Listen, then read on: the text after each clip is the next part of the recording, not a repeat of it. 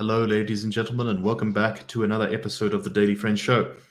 I'm your host, Nicholas Lorimer, reporting to you live, or not quite live, but almost live, from the first day of lockdown level 4, which is once again keeping us company, and lockdown day number 500, whatever, for South Africa. I'm, of course, joined today by Mr. Terence Corrigan. Terence, how are you? I am alive. I'm alive, yes. That's I will always survive. It's much better than the alternative. And Marius, whose webcam is still not fixed, so we don't get to enjoy the wonders of his sunny Benoni room, but we do get to see his smiling professional photo there. Marius, how are you? How's it, Nick? How's it, Terence? So, as I'm sure everyone knows, last night the president locked down the country again, especially Gauteng. And I must say that it looks like everyone is unhappy. The news article I pulled as a sort of reference for this in my notes says that the decision has been criticized as too late by medical professionals, that opposition parties have attacked the president for failing in the first place to prevent this with vaccination drives.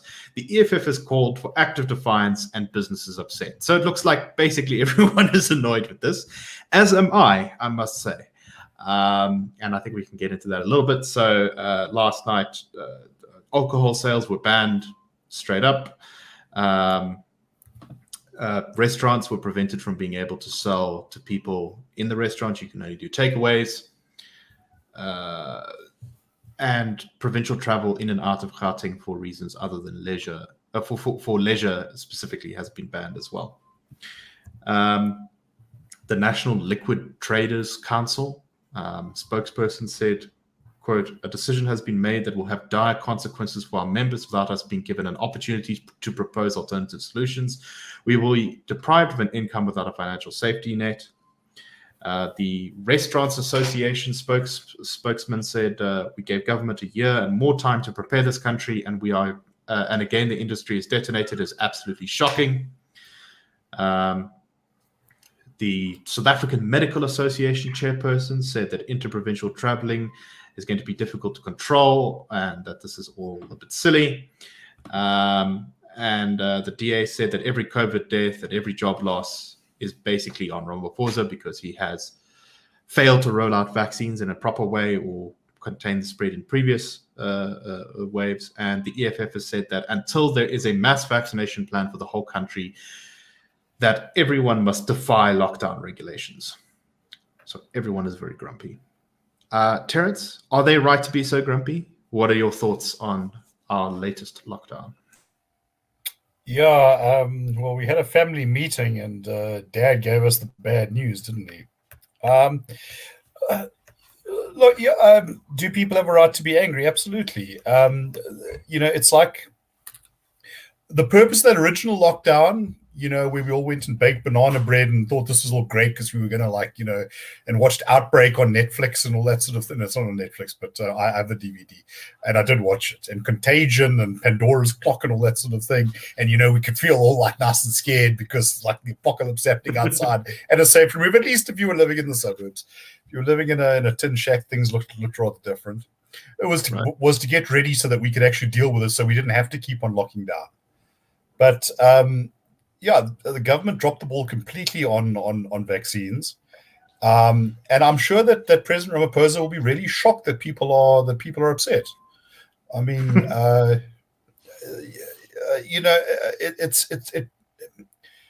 it just boggles the mind that we are here where we are after the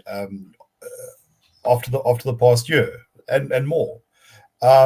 South Africa did nothing to try and bludgeon its way into the front of the queue to try and get vaccines. And when you have vaccine tourism to Zimbabwe, you're on a bad wicket. No, it's but I also think that to some extent South Africans get what they ask for. The sort of we have found our savior in Ramaphosa attitude that manifested last year. If if you're going to surrender your critical, your ability for critical thought, well, that's kind of what you end up with.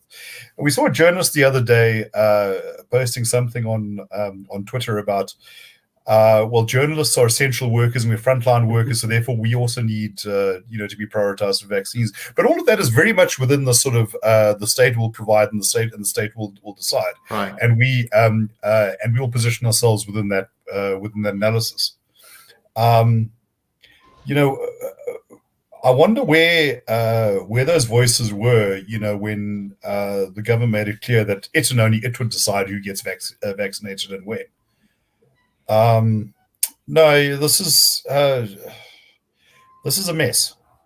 This is a mess, and it's predominantly a government mess. But it's a mess to which it led us, while many cheerleaders sang it as it went on. No, exactly. And I think the scale of the mess is difficult to overstate rather. The government didn't make its initial COVAX payments, so it was basically, it just literally had no plan to acquire these vaccines to begin with. We were just expected to be given them, apparently out of thin air. If you look at our vaccination numbers per day, you'll notice that on the weekends they're extremely low. Why is that? Because apparently money was not budgeted to pay people for overtime, and so they don't really have a lot of staff to do this on weekends. It has exposed the complete rottenness, the complete ineptitude of the state in a way that I think no crisis before quite has. And I really, in a just world, this would be the end of the ANC for 1,000 years. Morris, your thoughts? I think you should tell us how you really feel about the ANC, Nick, to start off with. Yeah, I mean, there's not much I can add to that. It just, as you said, it shows the complete incompetence of many people who are running the country. And what is even more shocking, or surprising, I don't know, maybe it's not actually. I mean, just a week or two ago, there was an article in the Daily Maverick saying, the pandemic has shown that NHI is necessary and we definitely have to implement it. It boggles my mind that anybody can see this, the ridiculous and incompetent way this government has handled this pandemic, and think that we should create something like NHI, which will make the healthcare of every single South African fall under the government. You'll have to pay extra tax. We know there's problems with healthcare provision in South Africa, but making everybody have to be reliant on the government is a very, very bad idea. If for somehow the Swiss government came and took over South Africa and was very competent and, money wasn't getting stolen, it would probably still be a bad idea, because single-payer healthcare like they have in Canada doesn't really work. There's problems there. People wait very long to see specialists and stuff. And there's no reason to think that it would be any different in South Africa. And I'm pretty sure the Canadian government's probably a bit more competent than ours, and they probably don't steal as much money as ours does. But just on one issue of the lockdowns, just before the show, I was reading about it. And now, apparently, it is now a criminal offense to incite people to break lockdown regulations. So that's quite interesting. I mean, obviously, the main person who's going to fall short of that is probably Julius Malema. Yeah. But, I mean, we'll see. I have a feeling that won't be particularly enforced against him. I think it's most probably going to be people who say silly things on Twitter and what have you. But, I mean, yeah, as you said, Nick, we've had basically 500 days to prepare for this thing. Charlotte Makeke Hospital burnt down. That's still not operational. Yeah, still not fixed. Exactly. Nasrec Field Hospital hasn't been brought back back on stream, whatever the case is. So you really think, what have these guys been doing? I mean, twiddling their thumbs. And I mean, another thing to point out, Matt Hancock, the UK health minister, he resigned this weekend because he broke lockdown regulations. It's pretty clear that William Kiza used his influence to benefit from corrupt dealings while he was health minister. He hasn't resigned. He's only on special leave. So it tells you kind of the difference. I mean, Matt Hancock, he did the right thing because he did break lockdown rules by, getting into a twist with a married lady. And now he's obviously, I wouldn't want to be Matt Hancock right now, but he's gone and he's resigned. And he's not part of the cabinet anymore. William Kiza, as far as I know, he's still technically part of the cabinet. He's probably still pulling his minister's salary.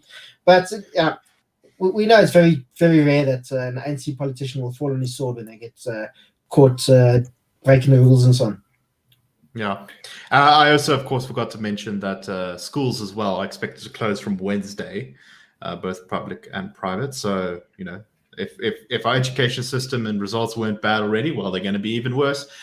And this is what makes me so furious.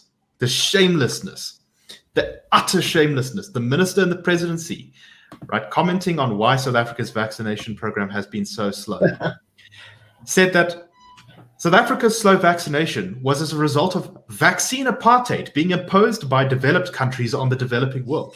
Quote, your US, your Canada, and your European countries have been hoarding vaccines. Some of them have more stock than their own actual population. We only have the vaccines because those countries invented them. And also, it's not vaccine apartheid because you don't have vaccines because you didn't make the payment. Exactly. That's like saying it's apartheid because you can't go live in a certain complex, but you refuse to pay rent to live there. That's not apartheid. You can go live if you pay for it.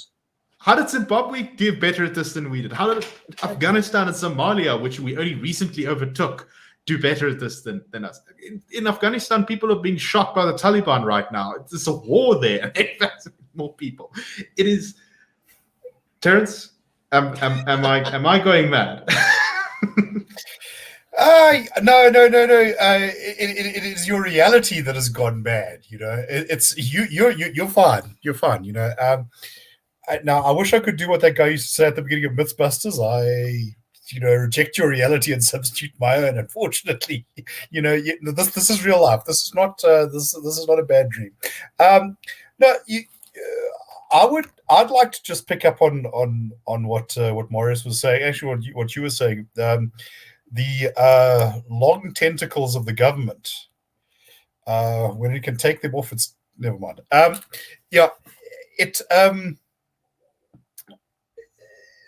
Ramaphosa says, that it's going to be our recovery will be state-led. Does he intend to borrow, I don't know, the Swiss state or the Botswanan state for that matter?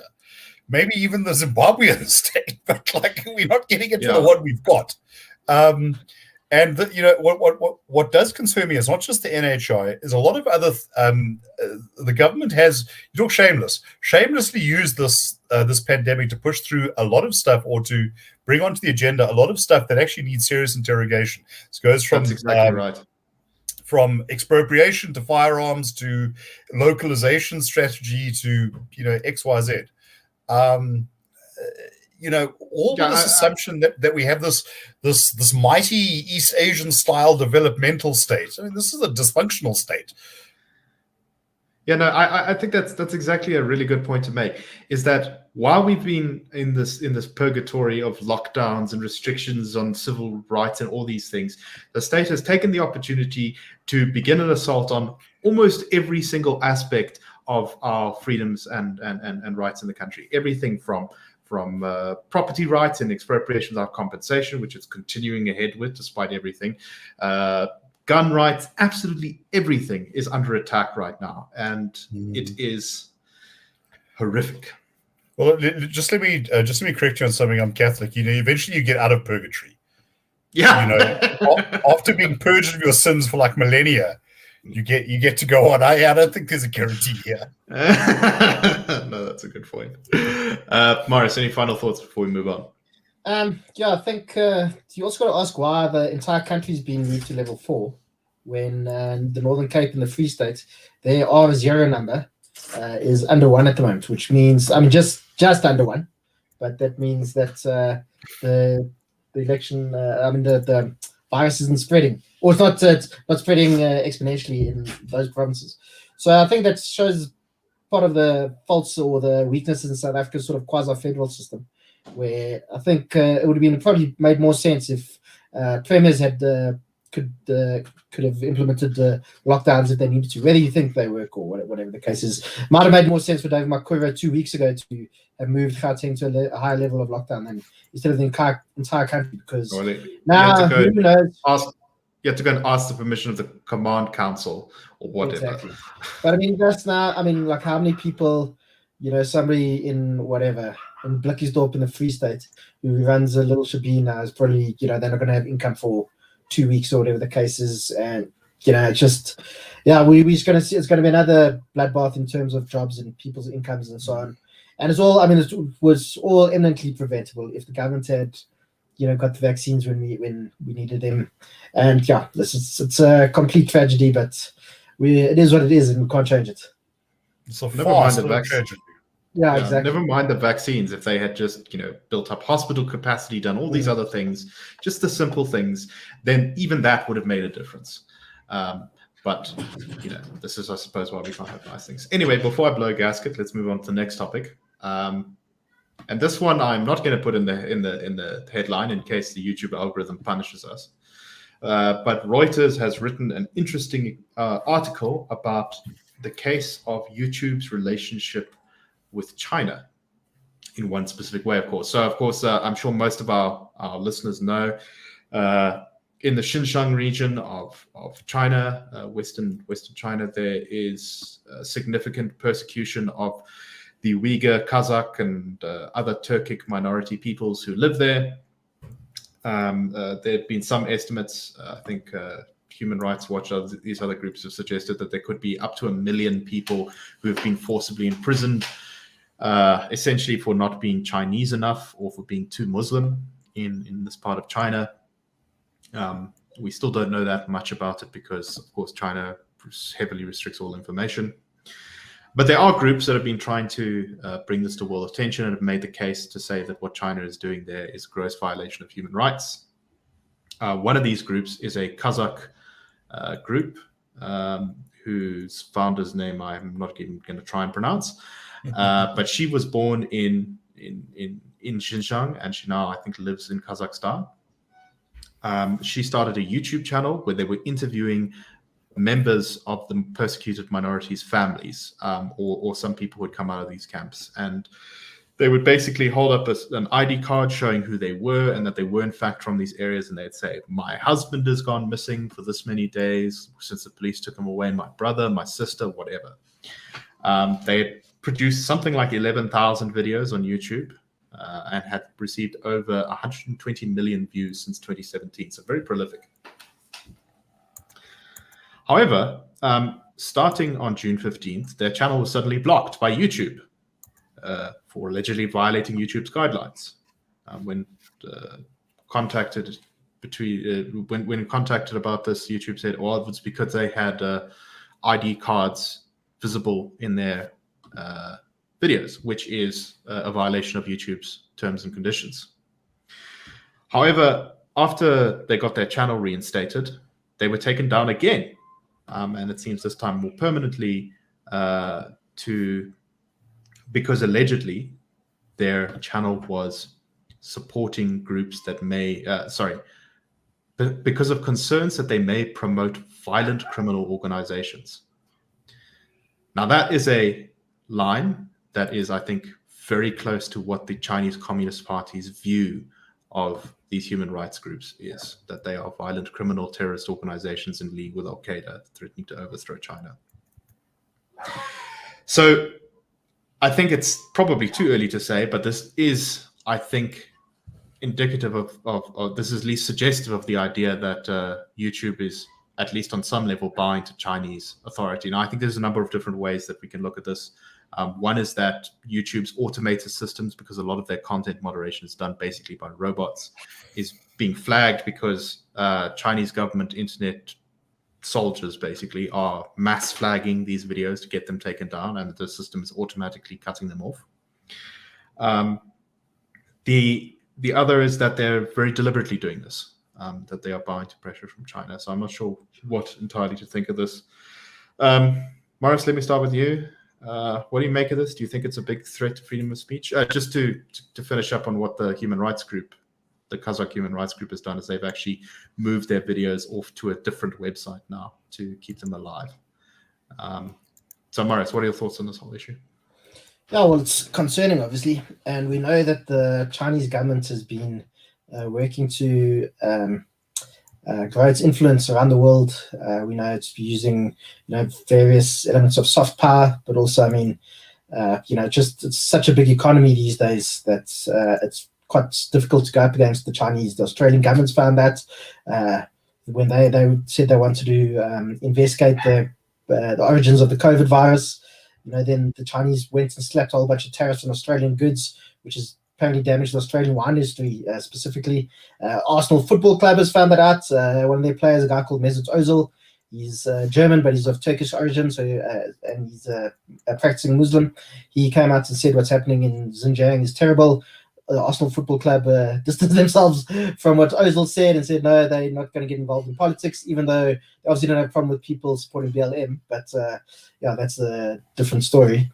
So I think it's just, who knows what's happening there. There's obviously something, as you say, either direct pressure from the Chinese government or, they like various internet trolls or bots or whatever you want to call them who are flagging these videos. This also comes to a bigger question, though, of when a platform like YouTube, similar to Facebook or Twitter, gets so big, even though it's a private platform, and of course they can decide who they, what the kind of stuff they carry. But when something's become so big, in a way, it becomes part of the public square, and that's where this is it's a very interesting debate and something that's going to be with us for still a long time, I think.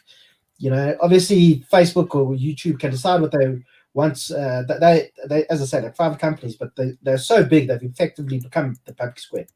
And I mean, that's the whole issue about freedom of speech. You should not be prevented from saying anything in the public square except for obviously incitement to violence or whatever the case is. So, and I mean, this isn't as I just mentioned now. I mean, this is not something that this little governments have used going back many years to say, what this person's saying is, dangerous. Therefore, their speech must be restricted. I don't know if our government's competent enough now, but I was just mentioning that it's going to be legal to incite people to break lockdown rules.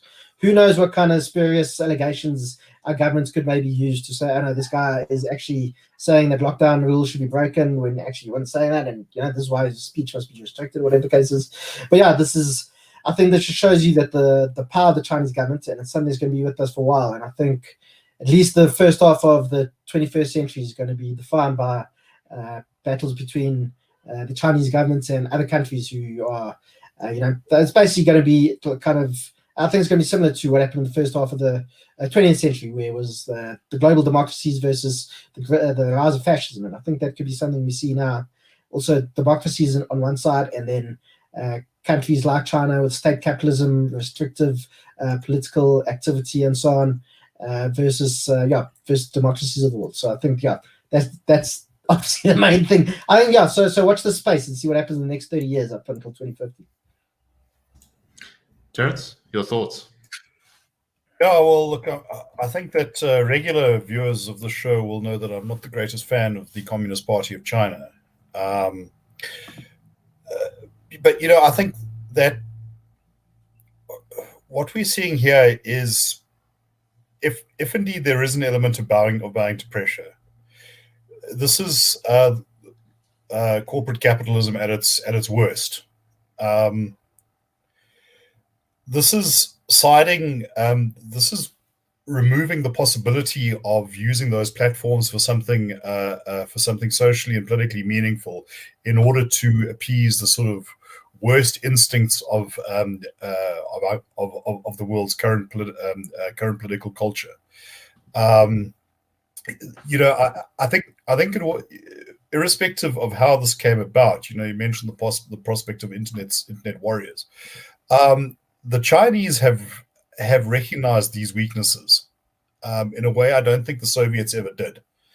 The Soviet Union would sort of dismiss the people's longings for freedom, and say, well, we give you security. In the case of the Chinese, they've in a sense appropriated a lot of that language. I remember well a senior Chinese diplomat saying at a conference I attended abroad, China believes in democracy, it believes in human rights, and he leaned forward almost conspiratorially and said, but with a Chinese understanding.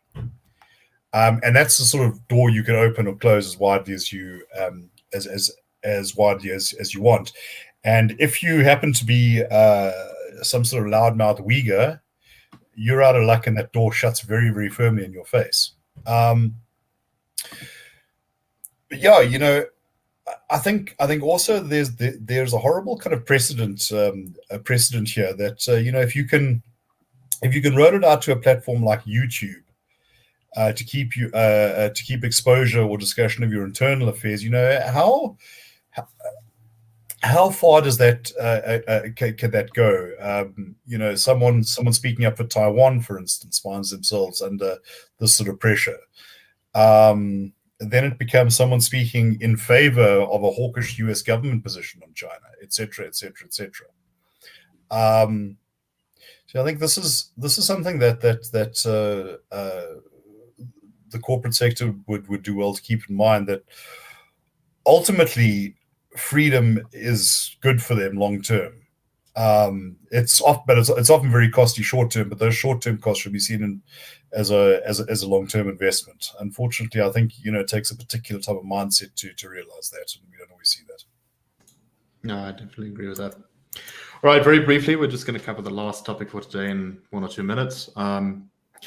Of course, COVID third wave and all these things, we are once again seeing the prospect of election postponements being raised by various groups, especially the EFF, who are very keen on this. Marius, what are your thoughts on the possibility that this might happen? I assume you agree it would be a very bad thing if it did happen. Look, if we knew that the elections are only going to get postponed for 2 or 3 months, I think that's something we could look at. But that said, as it stands now, there's no constitutional mechanism to allow for postponement of elections in South Africa. In South Africa, terms of municipal councils and parliaments and the various provincial legislatures, I think it's 5 years and 3 months. So by law, there has to be, by the latest, an election has to be held within 5 years and 3 months of the last election. And there's no constitutional mechanism to change that. If there is to be a postponement, we're going to have emergency constitutional amendment to allow for the president to push this back. So, as I say, I'm not. This COVID issue is it's kind of. It's a once in a century event. So, if the elections are pushed back by 2 or 3 months, I would not say. It's not. I don't think it's a knee-jerk thing to say this is. The startings of a dictatorship or whatever in South Africa. A lot of other things point to that, not necessarily election postponements.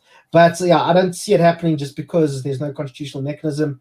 And we've seen other countries around the world that managed to hold elections fairly safely during this time of COVID. And hopefully this election is scheduled for, I think, the 27th of October. By then, if we're still in the middle of a third wave then we are in very big trouble. But we're in trouble. With any luck, we'll also have managed to. The third wave will have receded by somewhat, and would also hopefully be much closer to herd immunity, just from number of people who have been infected by COVID previously, and with people who hopefully a lot more people have been vaccinated by them. So I don't see it happening. We're going to probably hear a lot of noise about it, but I don't see it postponed happening. So I think one of the other things to note is that no one is actually suggesting that it be postponed by 1 or 2 months or something like that. The vast bulk of proponents of postponing the election are people who are saying, no, we must push it to 2024 so that it lines up with the national provincial elections. And which is a very bad idea. Yeah, that is a very bad thing. And I think that gives the game away that this is not really about COVID or something. It's really about making sure that a unpopular ANC doesn't necessarily have to face the electorate at this time. Exactly. Terence, in 30 seconds or so, your closing remarks on this topic. Well, I think that this could be another example of using the COVID pandemic to push a policy, because the ANC has previously said it wants to hold these things together, because national issues tend to resonate with sport based more than local ones, especially given the state of local government, and maybe that's a good shield that they could hide behind. So that does concern me. So I think really it becomes a matter of exactly what are the terms on which any postponement is based. No, exactly. Anyway, that's all the time we have for today. We hope you enjoyed the show and found it interesting. Please share it. Please like it. Please comment. All these things are very good for us. Please rate us 5 stars on whatever podcast app you listen to us on. And if you want to support the Institute of Race Relations and fund the work we do and the media voice we give and all that sort of stuff, please SMS your name to 32823. Let's double check. And we'll call you back to sign you up as a friend. All right. Thanks very much, everyone. and have a wonderful day. Cheers.